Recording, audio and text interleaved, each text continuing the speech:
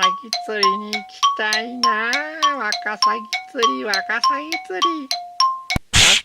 そうだ、サッシーに会いに行こう。サッシー。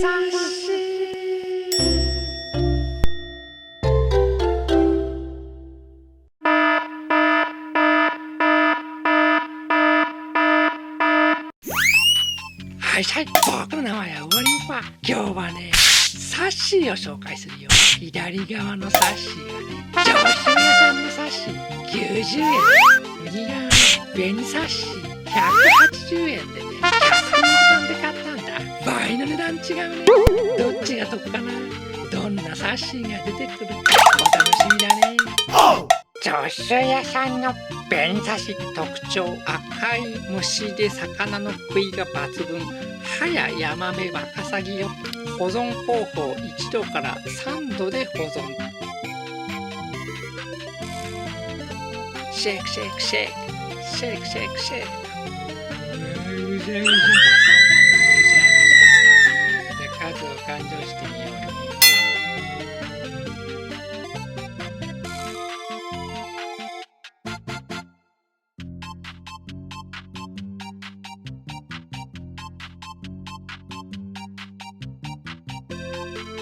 108匹だね。90円で108匹いました。今度はね、キャスティングさんの紅サシ何匹入ってるか楽しみだ。180円の方は袋がね、マジックテープになってるね。また蓋をしてシェイクシェイクシェイク、スマップだね。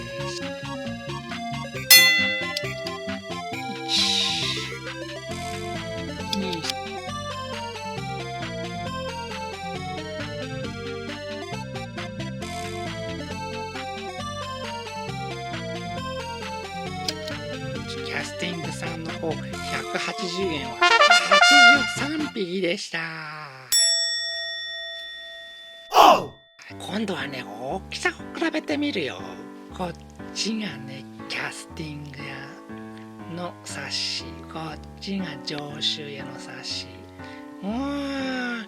なんとなくね、キャスティングの方のサッシーの方が丸々太っててね、大きい気がする。こっち L だね。こっちは M だね。こっちがキャスティング。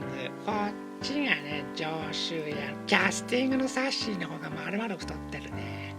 どっちがワカサギがたくさん食べるのかね。これはワカサギに聞いてみないとわからないね。